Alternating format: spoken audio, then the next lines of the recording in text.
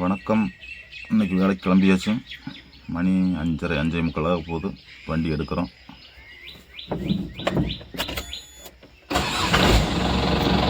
Jackie ஏற்றிடும் இப்போ Jackie ஏற்றிடும்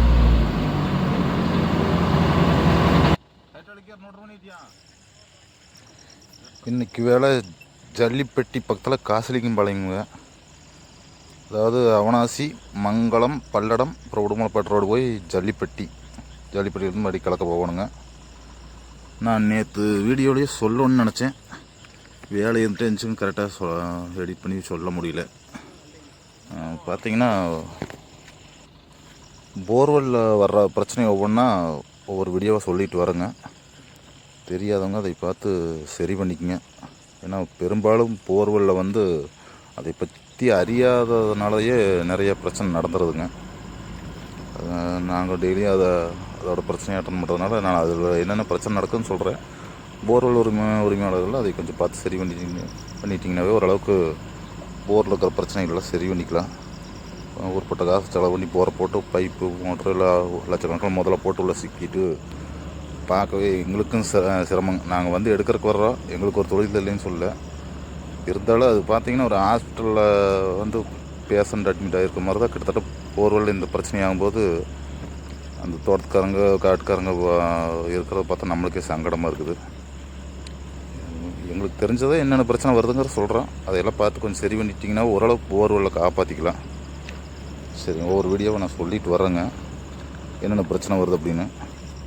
இதுக்கு முந்தின வீடியோவில் பார்த்திங்கன்னா போர் வீட்டுக்குள்ள இருக்குது. பெரும்பாலும் டவுனுக்குள்ளே வீடு கட்டுறவங்க ஜலமூலையில் போர் வர்றோன்னு மட்டும்தான் நினைக்கிறாங்கிறதில்ல. அவங்களுக்கு அதை பற்றி தெரியல, அது நாளைக்கு என்ன பிரச்சனையாகும் அப்படின்னு. கண்ணுக்கு தெரியாத போர் மண்ணுக்குள்ளே இருக்குது. ஒரு வேளை மழை பெஞ்சு தண்ணி வரும்போது மண் வரும், திடீர்னு ஏதாச்சும் ஒரு எலி கடிச்சுட்டு கயிறு உள்ள போயிடும். ஏதாச்சும் இந்த மாதிரி பிரச்சனைகள் நிறைய ஆகுங்க. அதனால் கொஞ்சம் முடிஞ்ச வரைக்கும் போருக்கு சுற்றி வரமும் ஒரு 3.5 அடிக்கு 3.5 அடி சுற்றி வரமே 3.5 அடி கேப் இருக்கணும். அந்த மாதிரி இருந்துச்சுன்னா தாங்க என்ன பிரச்சனை இருந்தாலும் அந்த போரை கிளியர் பண்ணி எடுக்க முடியும். அதனால் அது வருஷம் பூரா தண்ணி ஓட்டுறோம். அப்புறம் நாளைக்கு திடீர்னு ஒரு பிரச்சனை வரும்போது செவத்தெல்லாம் அளந்து வச்சு கட்டி வச்சிட்டிங்கன்னா எடுக்கிறது ரொம்ப சிரமமாக போயிடும். அப்புறம் போரே புதுசாக போடுற மாதிரி பெரிய செலவு இழுத்துட்ரும். அதனால் முதல்லையே கொஞ்சம் போருக்கு இடம் விட்டு கட்டுங்க. என்ன கட்டினாலும் ஹைட்டு பார்த்திங்கன்னா 11 அடியாச்சு ஹைட் இருக்கணும். அப்போ தான் அந்த பைப்பு மோட்டர்லாம் உள்ளே ஏதாவது சிக்கிட்டால் கூட எடுக்க முடியும். அப்புறம் ரெண்டாவதுங்க, என்ன வேணாலும் நடக்கலாம். நிலத்துக்குள்ளே நடக்கிறது நம்மளுக்கு என்ன கண்ணுக்காக தெரியுது. நம்ம என்ன பார்த்தா வச்சுருக்காங்க. திடீர்னு ஒரு பெரிய மழை பெஞ்சுது, தண்ணி வந்துச்சு, மட்டத்தில் தண்ணி வருதுன்னா அப்புறம் மண் பூரா உள்ளவளுக்கு ஏதாச்சும் நடக்கும். அதனால் கொஞ்சம் இடம் விட்டு கட்டி வச்சுக்கோங்க. அவனாசி பைபாஸில் வந்துட்டுருக்குறேங்க. அவனாசி பைபாஸில் மறுபடியும் லெஃப்ட் கட் பண்ணி போகணும். அவனாசி பைபாஸில் கரெக்டாக போயிட்டுருக்குறோம். மணி 7 மணிக்கு பக்கமாக போகுதுங்க. டீக்கே குடிச்சிட்டு அப்புறம் வண்டி எடுக்கிற கொஞ்சம் லேட்டாகி போயிடுது. இல்லை ஆளுகளும் இல்லை கூட்டு சேர்த்து ஏற்றிட்டு வரணும். வேலை இருந்துகிட்டே இருக்குதுங்க. என்னால் சரியாக எடிட் பண்ணி போட முடியல. பார்த்திங்கன்னா கிட்டத்தட்ட 10-20 நாளாக ரெஸ்ட்டே இல்லை. போயிட்டே தான் இருக்கிறோம். அப்புறம் எனக்கு கிடைக்கிற டைமில் கொஞ்சம் எடிட் பண்ணி போட முடியுது. அது இந்த வீடியோ என்னால் அந்த ஃபோன் அந்த இடத்துல வச்சுருந்தா அந்த வண்டி அதற்கு வைப்ரேஷனில் வீடியோ கொஞ்சம் தெளிவாக இருக்காது. அது கொஞ்சம் மொய் தான் வர்றது. அப்புறம் வாய்ஸும் அப்படி தான். நான் எல்லாம் வேலையை செய்யும்போது அந்த வீடியோவை எடுத்து வச்சுக்குவேன். அப்புறம் மறுபடியும் தனியாக தான் வாய்ஸு ஆட் பண்ணி போடுவேங்க. பாருங்கள், அப்படியே ஒவ்வொரு பிரச்சனையும் போரில் வர பிரச்சனையும் சொல்கிறேன். அவனாசி பைபாஸ்லேருந்து இறங்கி இப்போ லெஃப்ட் கட் பண்ண போகிறோம். பல்லடம் ரோடு வழியாக தான் போகணும்.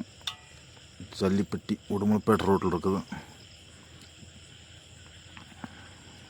பைபாஸ்லேருந்து கீழே இறங்கி போயிட்டுருக்குறோம். பார்த்திங்கன்னா கரெக்டாக மங்கள ரோடு டச் பண்ணுறாங்க.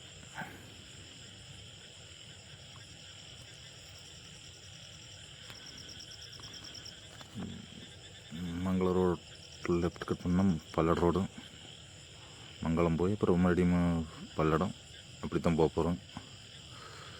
இன்றைக்கி தம்பி வரல, நான் தான் டிரைவிங் வேலை எல்லாமே.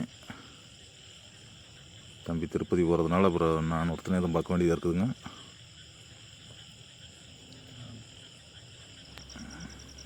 வந்துட்டேன். கொஞ்சம் கொஞ்சம் ட்ராவல் வீடியோ கொஞ்சம் கம்மியாகவே போட்டுக்கிறேன். ஏன்னா ஒரு வேலை செய்கிற வீடியோ பார்த்திங்கன்னா இன்றைக்கி வேலை செஞ்சதெல்லாம் பொழுது வரைக்குமே வேலை வாங்கிருச்சு. காலையில் போனதுக்கு கிட்டத்தட்ட லேட் ஆயிடுச்சுங்க. அதனால் ஒரு வேலை செஞ்ச வீடியோ கொஞ்சம் தான் போட முடியும். எப்படி வேலை செய்கிறேன் என்னங்கிறத பார்த்துட்டிங்கன்னா ஓரளவுக்கு அதில் என்ன பிரச்சனை ஆகுதுங்கிறத நீங்களும் கண்டுக்கலாம். அதுக்கு தகுந்த மாதிரி கொஞ்சம் பிரச்சனை ஒவ்வொரு போரும் ஒவ்வொரு மாதிரி பிரச்சனை ஆகுது. ரெண்டாவதுங்க எல்லாமே ஒரே மாதிரி பிரச்சனையும் ஆயிடுறதில்ல. ஒவ்வொரு போரும் ஒவ்வொரு மாதிரி ஆகுது. பல்லடம் வந்துட்டோம். பல்லடத்துலேருந்து இந்த ரோட்டு வழியாக தான் இது பொள்ளாச்சி ஒரு ரோடு ஸ்ட்ரைட்டாக போனோம். பொள்ளாச்சி போய் மறுபடி லெஃப்ட் கட் பண்ணணும்.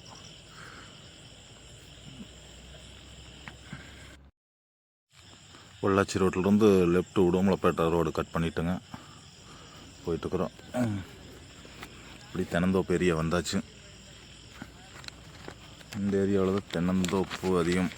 நான் போகிற ஏரியாவே இன்றைக்கி ஃபுல்லாக தென்னந்தோப்பு விவசாயம்தான். தென்னந்தோப்பு நம்மளுக்கு பார்க்குறக்கு அழகாகத்தான் இருக்குங்க. ஆனால் ஒரு தென்னை விவசாயி இருக்கிறது ரொம்ப கஷ்டம். எங்களுதெல்லாம் மானாவாரிங்க. ஏதோ மழை பெஞ்சதுன்னா அதை கடலக்காய் போடுவோம். அப்புறம் அப்படி இல்லைன்னா இந்த மாதிரி ஏதாவது தொழிலில் கிளம்பிடுவாங்க. பெரும்பாலும் எங்கள் ஏரியாவில் போர்வெல் வண்டி அந்த மாதிரி ஏதாச்சும் ஒரு தொழில். ஆனால் தென்னை விவசாயம் பண்ணுறது அப்படி மற்ற மாதிரி கொஞ்சம் ஈஸி கஷ்டம்னு சொல்லவில்லை, ரொம்ப சிரமங்க. என்ன காரணம், நான் 10-20 வருஷமாக அந்த ஏரியாவுக்குள்ளே புழங்கியிருக்கிறேங்க. பார்த்திங்கன்னா குறைஞ்ச தென்னம்பழம் நட்டி ஒரு 6-7 வருஷமாச்சு. சும்மா எந்த வருமானமும் இல்லாமல் அதுக்கு எல்லா வேலையும் பண்ணி ஆகணும். திடீர்னு மழை இல்லாமல் போகு, அப்புறம் போரை போடணும். இது எல்லாம் ரொம்ப சிரமமான வேலைங்க. அப்புறம் அதுவும் இல்லாமல் இப்போ வந்து வெள்ளைப்பூச்சி ஊசி கொண்டு அது இதுன்னு ஏதோ ஒன்று தென்னை மரத்தை தொலைச்சி போடுது. குறைஞ்சது 6-7 வருஷமாச்சு அதுக்கு எந்த வருமானம் இல்லாமல் காப்பாற்றணும். அதுவும் இல்லாமல் ரெண்டாவது மற்ற விவசாயம் திடீர்னு ஒன்று மழை இல்லை தண்ணி இல்லைன்னா விட்டுறோம், இல்லாட்டி அந்த ஒரு 3 மாதம் 1 வருஷத்துக்குள்ளே நட்டோம். ஆனால் தென்னை மரத்தில் அப்படி இல்லை. வந்துச்சுன்னா ஒரே மூட்டை ஆளை முடைக்கு போடும். பாருங்க, போன இந்த கொரோனாவுக்கு முந்தியெல்லாம் மழை இல்லாத போய் இவங்க என்ன கஷ்டப்பட்டாங்கிற நான் கண்ணார பார்த்தாங்க. கருமை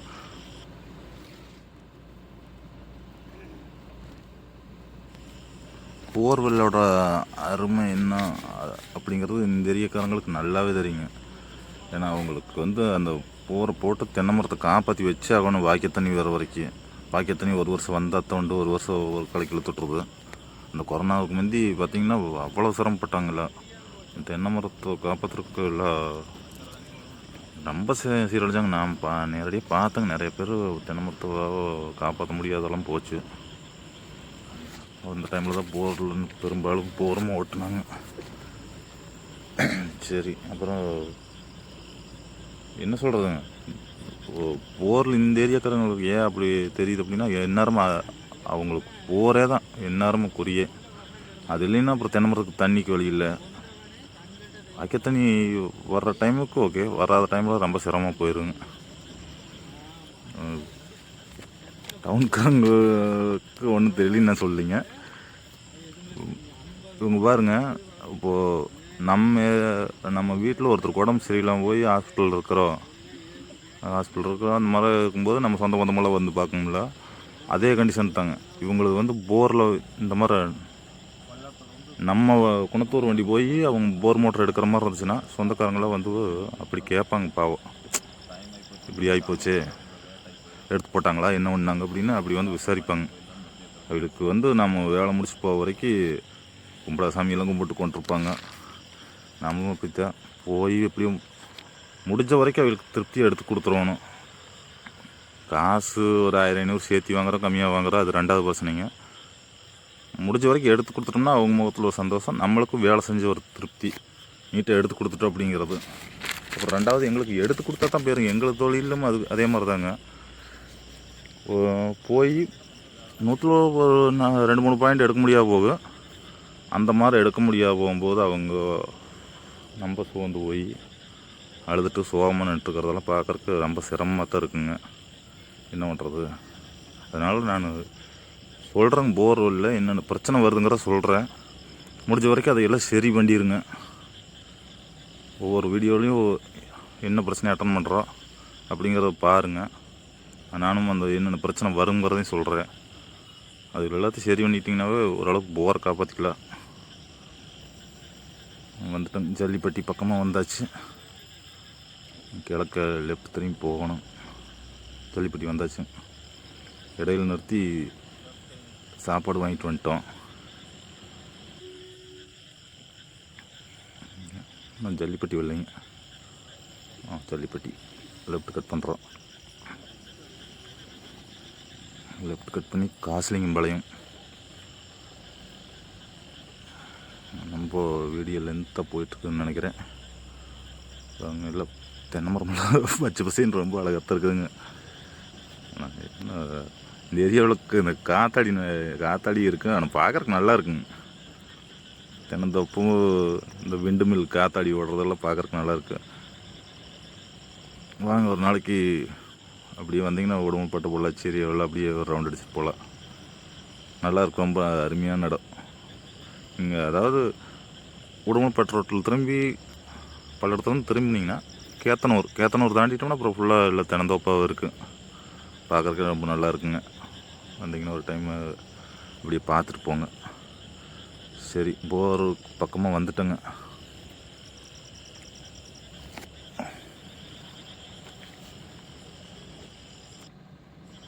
காசிலிங்கம்பாளையம் போகிற வழியில் போயிட்டுருக்குறோம்.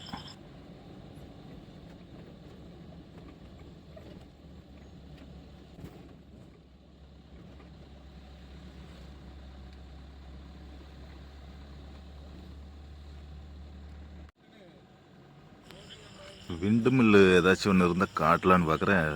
நான் வேறு அங்கே சரியாக கவனிக்காம விட்டேங்க. அப்படியே நான் பேசிகிட்டே வந்தோங்களா, விண்டு மில் ஒன்று காணோம். இங்கே ஏதாச்சும் இருந்துச்சுன்னா காட்டினாருங்க. அது ஒரு டைமு தம்பி வயனை இந்த பக்கம் பார்க்கல வடன்னு கூட்டிகிட்டு வந்தேன். அவரை கூட்டிகிட்டு வந்தேன். அவன் தான் பார்த்துட்டு, பெரியப்பா உன்னை பிடுங்கிட்டு போயிடலாம் பெரியப்பா நம்ம ஊருக்கு அப்படின்னு, காரில் வச்சு கட்டிட்டு போயிடலாம் பெரியப்பா உன்னை பிடுங்கி அப்படின்னு. பார்க்காதவங்களுக்கு அது இதாக தெரியுங்க, பார்த்தவங்களுக்கு அது ஒன்றும் பிரச்சனை இல்லை. பார்க்காதவங்க பார்த்துங்க. அது ஒரு விண்டு மில் தெரியுது வருங்க. அதான் கரண்ட் எடுக்கிறது காத்தாடி. காசிலிங்கம்பாளையம் தாங்க வந்தாச்சு. ரைட் எடுக்கிறோம். சரி, இன்னைக்கு போர் பக்கமாக வந்தாச்சு. வீடியோ ரொம்ப இந்த வந்துட்டோம். போர் இந்த கட்டாய் உள்ளே போயிருக்குதுங்க. அதாவது கட்டாய் உள்ளே போகல.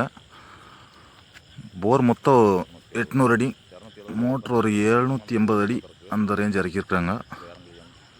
அப்புறம் இறக்கிட்டு வாய்க்கால் தண்ணி வந்திருக்குது. வாய்க்கால் தண்ணி வந்ததில் மண் இறங்கி பிடிச்சிருச்சுங்க. இறக்கி அப்படி விட்டாங்க. கொஞ்சம் கேப் விட்டு மாட்டியிருந்தாங்கன்னா அந்த உழுகிற மண் அப்படி சைடில் போயிருந்துருக்கு பாருங்க. பைப் கட் ஆகி போச்சு. அப்புறம் இவங்க இழுக்கிற ஜீப்பு கூப்பிட்டு இழுத்துருக்காங்க. மோட்ரு வராமல் அப்புறம் பைப் கட் ஆகி வந்துருச்சு. கேபிள் சும்மா இழுத்து தென்னை மரத்தில் கட்டியிருக்காங்க. மோட்ரு ஃப்ரீயாக கீழே இழுத்துட்டு போகல, பிடிப்பு இருக்கிறதுனால அப்படி இருக்குங்க. இந்த பைப் தான் கட் ஆகி வந்திருக்குது. பெரிய மோட்ரு பெல்மூத் பைப்பில் மாட்டியிருக்காங்க. அப்புறம் நீ என்ன பண்ணுறது, பைப் அது இருந்திருக்கு, மிச்சம் இருந்திருக்குது. அப்புறம் நீ வாங்கினது வேஸ்ட்டாக போகணும்னு மாட்டிட்டாங்க. வண்டி எடுத்து செட் பண்ணிடலாம். பாருங்கள், ஃபுல்லாக பாருங்கன்னு. இந்த மாதிரி பிரச்சனை தான். இதுக்கு தான் சொல்கிறது, மழை பெஞ்சு தண்ணி வரும், இல்லை வாய்க்கால் தண்ணி வரும். இந்த மாதிரி டைமில் மோட்டரை கொஞ்சம் மேலே தூக்கிங்க. ஏன்னா தண்ணி இல்லாத டைமில் நம்ம உடைய பக்கமாகவே உடைய நிறுத்தி தண்ணி ஓட்டுறதுக்கு பார்ப்போம். அப்புறம் மழை பெஞ்சு இந்த மாதிரி வரும்போது திடீர்னு அப்புறம் மண் வந்து ஏறக்கு பார்க்கும். கொஞ்சம் மேலே இழுத்து நிறுத்திட்டிங்கன்னா இந்த மாதிரி மண் விழுந்தாலும் கொஞ்சம் நீங்களே ஆட்டி இழுத்திங்கன்னா வந்துடும். அதுக்கு வேண்டியது சொல்கிறேங்க. எனக்கு பொழப்பு தாங்க, இருந்தாலும் சொல்லணும் சும்மா. அப்புறம் ஆத்தா ரொம்ப சிரமப்படுறாங்க. ஒவ்வொன்றும் சொல்லிட்டு வரேங்க. இருக்கிற பிரச்சனைகளை அப்புறம் நீங்கள் பார்த்துட்டே வந்தீங்கனாலும் ஓரளவுக்கு சரி பண்ணிக்கலாம். நேற்று சொன்ன மாதிரி மோட்டருக்கு மேலே டாப் காலரு பாட்டம் காலரு எஸ்எஸ்சில் போடுங்க. அது கொஞ்ச நாள் ஆகும்போது அது உள்ளே கலந்துட்டு போயிடுது. அது 1000-2000 வரும் ரேட் வச்சு தான், இருந்தாலும் அது வந்து ஃபுல் சேஃப்டி. இது காஸ்டின் காலருங்கிறது ஒரு கொஞ்ச நாள் நம்ம கவனிக்காம விட்டோம்னா அது கட்டாகி போயிடுது. இல்லாட்டி ஏதாச்சும் கல் பிடிச்சி நெம்புச்சுன்னா அது கட்டாகி உள்ளே விழுந்துருது. சரி, போரை செட் பண்ணியாச்சு. கேமரா விட்டு போரில் என்ன பிரச்சனை என்னங்கிறத இப்போ கேமரா விட்டு பார்த்துடலாம். கேமரா விட்டுட்டுருக்குறேங்க. பாருங்கள், கேமரா உள்ளே போயிட்டுருக்குது. கரெக்டாக கேசிங்க தாண்ட போகுது.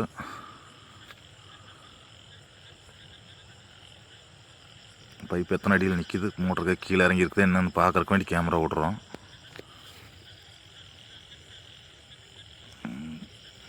தண்ணி ஒரு 40 அடிக்குள்ளேயே தண்ணி கிடக்குது, தண்ணி தெரியுது. கேசிங் பைப் நீட்டாக இருக்குது என்னங்கிறது ஒரு டைம் மேலே இழுத்து செக் பண்ணிக்குவோம் எப்பவுமே. ஏன்னா கேசிங் பைப்புக்கு ஏதாச்சும் உடஞ்சிருந்துச்சுன்னா நான் மோட்டரோட டையுக்கு போயிட்டு மேலே வரும்போது கரெக்டாக கேசிங் பைப்பில் வந்து அடிச்சிரு ஏறிடு. அதனால ஒரு டைம் கேமரா வழியே ஃபஸ்ட்டு கேசிங் பைப்பு கரெக்டாக ரவுண்ட் ஷேப்பில் இருக்குதா, கரெக்டாக உட்காந்துருக்குதுன்னு பார்த்துருவோம். இந்த கேசிங் பைப்பெல்லாம் நீட்டாக தான் இருக்குது. கேமரா உள்ளே போயிட்டுருக்குதுங்க.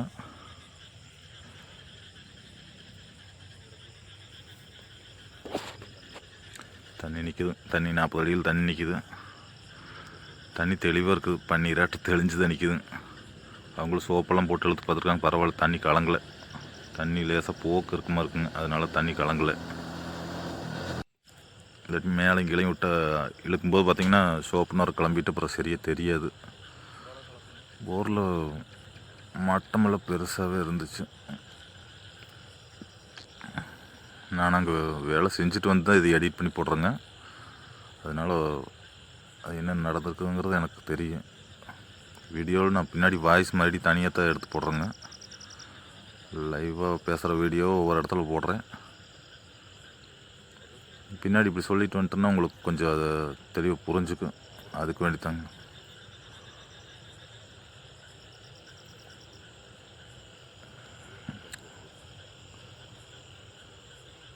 அந்த கேபிள் பைப்பு சேர்த்து கட்டி விட்ருக்காங்களா, அந்த டொயினு ஊரா அந்த உள்ளே நிற்குது அந்த கேபிளோட ஒன்றா. அதுதான் அந்த மஞ்சள் கலரில் தெரியுது.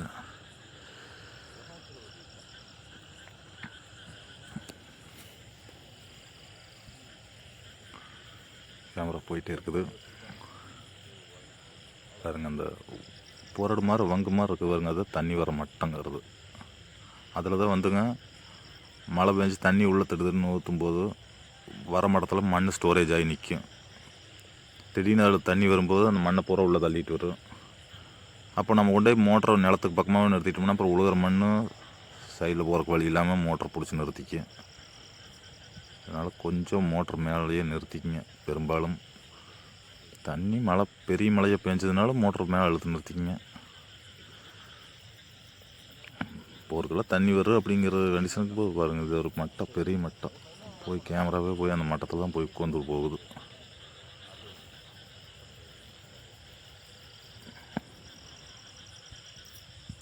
தண்ணி வேணால் சுத்தமாக தெளிஞ்சு நிற்குது. ஒவ்வொரு போரில் தண்ணி தெளியாது, கேமராவுக்கு இந்த அளவுக்கு கிளாரிட்டி கிடைக்காது.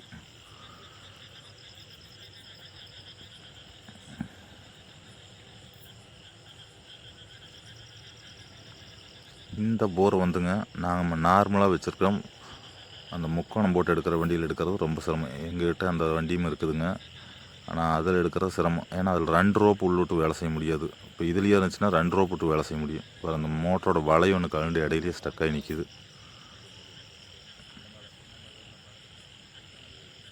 பார்த்தீங்களா, அந்த தண்ணி வர வலை மோட்டர் வந்து கலண்டு இப்படி இந்த மாதிரி ஏதாச்சும் உள்ள இருந்துச்சுன்னா ஒவ்வொரு கலை கேபிளை வெட்டி விடுவோம். இந்த மாதிரி பிரச்சனைகளும் நடக்கும்.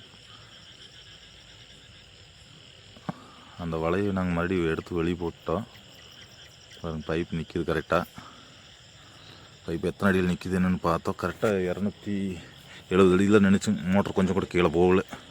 நம்ம கேமரா போய் கரெக்டாக பைப் மேலேயே உட்காருது.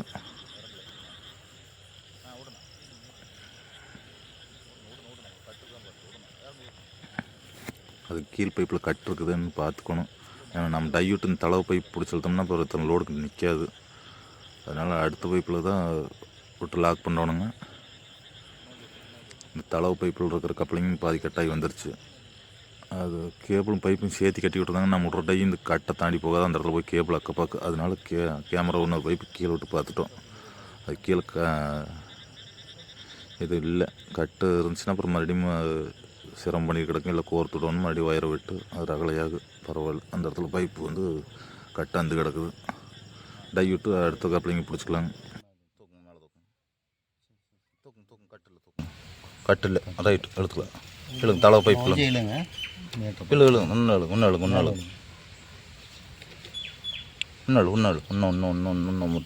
இன்னும் வரட்டும். ஒரு திருப்பினா ஒரு வரணும் அது அந்த கேபிள் சுற்றிட்டு கிடக்கணும். சரி, இல்லைண்ணா மேலே கேபிள் சுற்றிடுச்சு. விடுண்ணா, கீழே விடணா, இறங்கலையே கீழே கொஞ்சம் அந்த கேபிள் லூஸ் ஒன்றா போதுண்ணா. ஒரு துளி மேலேண்ணா கேமராவை பைப் வந்துடுற கிடையாது தெரியுது. இன்னொரு லேசாக மேலே விடுண்ணா, ஒரு துளி கீழே விடணா. சரி, போதும் பைப்பில் அது மீட்டர் பார்த்துக்கோ. அங்கே பாருங்க, சரி எடுத்துக்கோ. கேமரா மேலே அழுத்தணும். இல்லைன்னா மடங்கி போயிடும். எந்த பக்கமே இருக்கு.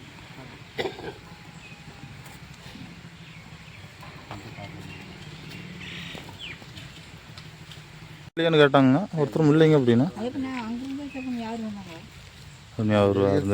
பைக்கில் வந்தாங்க. ஆமாம், பைக்கில் தான் வந்தாருங்க. அது தம்பி எடுத்து விடுமணி இப்போ டையா மகமாக தானுங்க. சரிங்க, அது விசேஷம் அங்கே போய் விட்டுனா போட்டு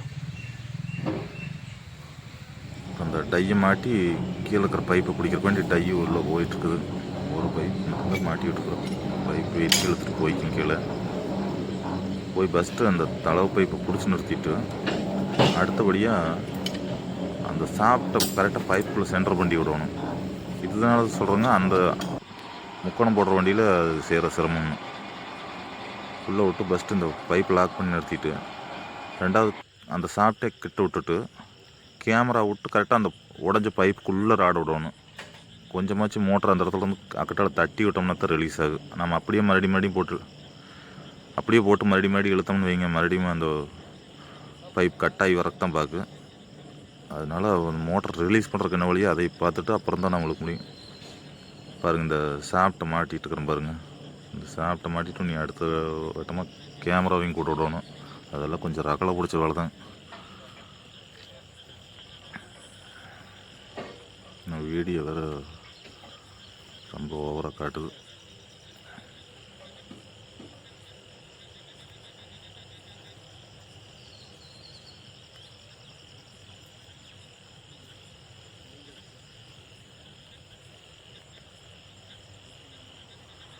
டை போய் பைப்பை லாக் பண்ணிடுச்சேன். இப்போ அடுத்து அது எந்த இடத்துல பிடிச்சிருக்குன்னு லாக் ஒரு அடையாளம் பண்ணிவிட்டு அந்த சாப்பிட்டு விட போகிறோம் பாருங்கள்.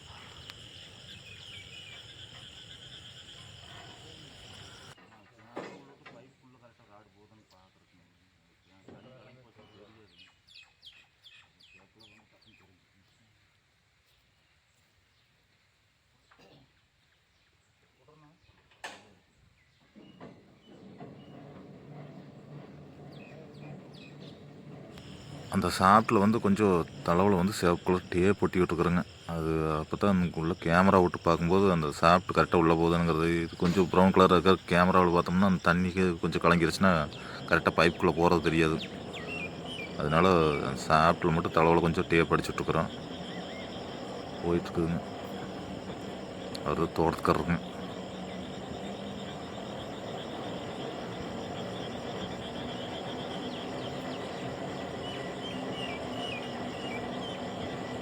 ಇವರು ಏನೋ ಸ್ಟಕ್ ಹೊಡೆದು ಎಣ್ಣೆ ಓಡಿಸ್ನಿಂದಿರಲಿ.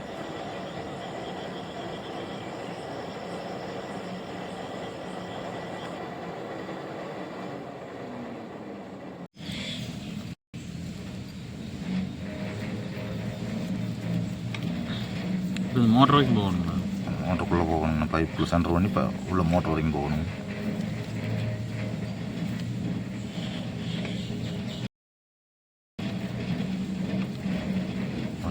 பெரிய பெரிய மட்டமாக இருக்குதுங்க. இது மட்டும். ஆமாங்க.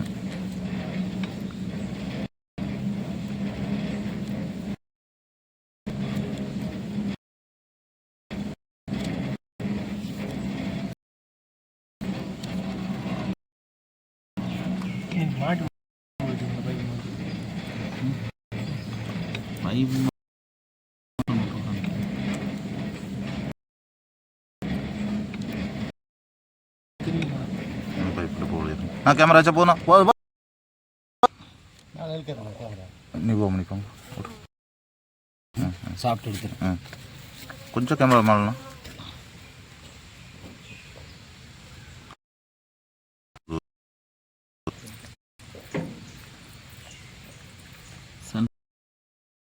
ஆமாம், இன்னும் கொஞ்சம் அந்த புல்லர் கொஞ்சம் கீழே விடணும்.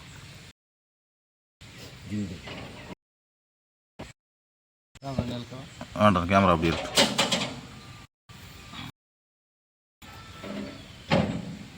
விட்டுணும், கொஞ்சம் கீழே போட்டு விடணும். அப்படின்ட்டு புல்லர் மட்டும் விடுங்க. விடுங்க விடணும் விடணும் விடணும் விடணும் விடுங்க விடுங்க. இன்னும் கீழே போட்டு விடுங்க.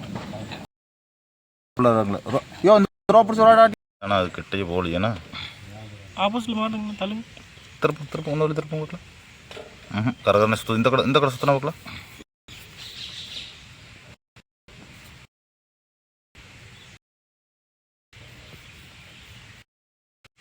சுத்தம். எப்படின்னா மேலே ரோப் போகுது. சாப்பிட்டு ரோப்பு எப்படி மேலே அது இல்லை. அது என்ன சாப்பிட்ற போட்டுண்ணா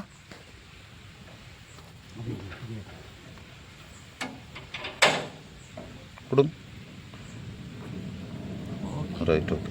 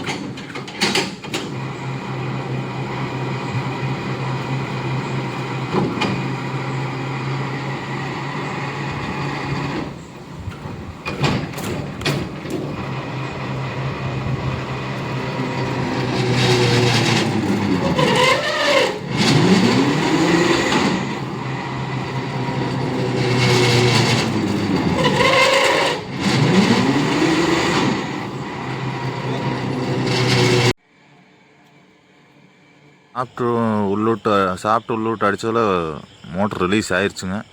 இப்போ அந்த உள்ளே விட்டுருக்குற சாப்பிட்டு கொஞ்சம் மேலே ஓட்டிகிட்ருக்குறேன். வீடியோ வேறு கொஞ்சம் ஸ்ட்ரக் ஆகியிருந்துருக்குது. இது என்ன பிரச்சனை தெரியல. நான் வேறு கவனிக்காம விட்டேன். வீடியோ ஃபுல்லாக ஸ்ட்ரக் ஆகுது நம்ம தெரியலைங்க. அதையும் போடணும், வெட்ட போட்டு இதை போட்டு இழுத்துக்கலாம். ரோலரை அப்புறம் எப்படி இழுக்கிறது? ரோலர் போட்டு அப்படி இழுத்துக்கலாம். வர போடுவேன்.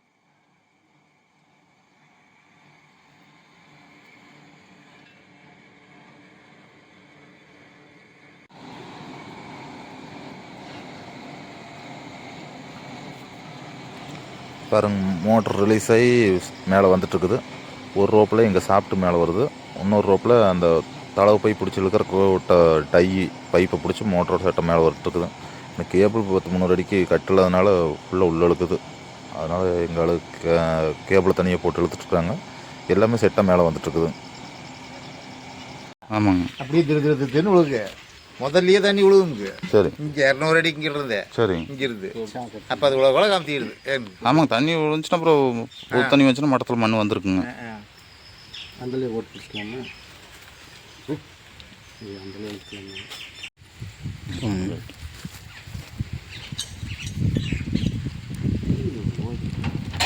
நான் போல்ட்டு சாக்கிங் மேலே வச்சுக்கிறேன்.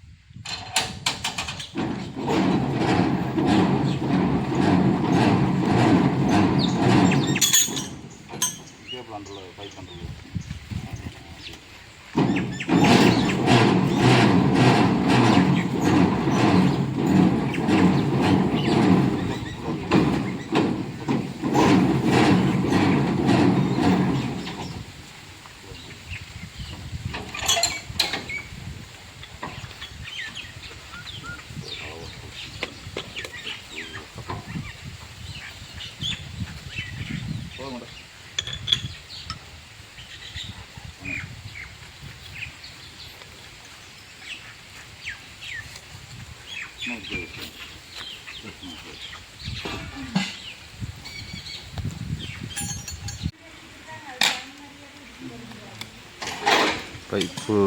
பைப்பு மேலே வந்துருச்சுங்க. அப்புறம் போட்டு எல்லாத்தையும் கழட்டணும். பைப் பூரா கழட்டுற வீடியோவில் அதிகம் போடல. பைப்பு கழட்டிட்டு இருக்கிறாங்க. நம்மளுக்கு வீடியோ வேறு ஸ்டக்காகி தொலையுது. என்ன சிந்தரலையும் சரியாக கவனிக்காம விட்டு வீடியோ ஸ்டக்காகி ஓடுது. என்ன பண்ணும் போது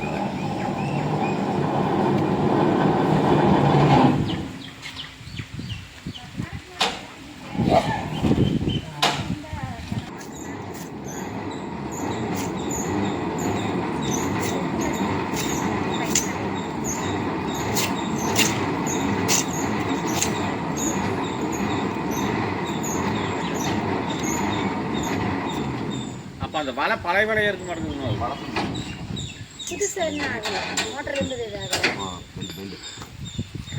வந்து மோட்டர் எடுத்தாச்சுங்க. தோட்டத்துக்கார வேலையை பற்றி சொல்கிறேங்கிறாரு. ஒரு நிமிஷம் அவர்கிட்ட கேட்டுக்கலாங்க. என்ன சொல்லுங்கள். திருப்பூர் மாவட்டம் சொல்லுங்கள். தாராபுரம் மாவட்டம் காஸ்லிங்கம் பாளையங்க. சரி. அத்திமர தோட்டம். எங்கள் இதில் வந்து போர் 800 அடி.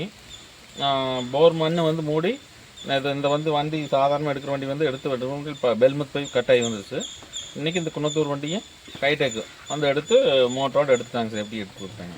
சரிங்க, ரொம்ப தேங்க்ஸுங்க.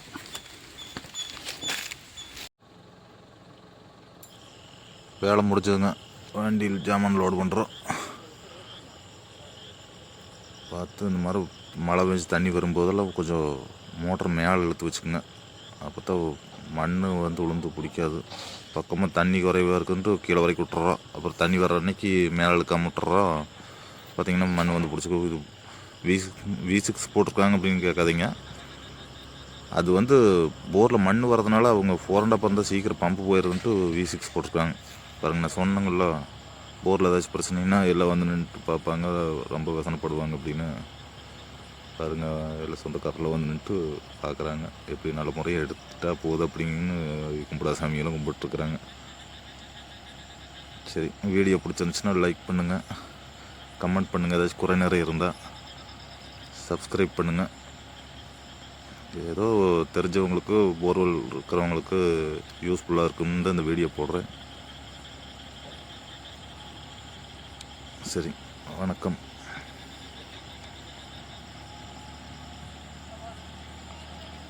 மஸ்ட் முறைக்கிட்டு சாப்பிட்டு கிளம்ப வேண்டிதான். டயர்டாக இருக்குது.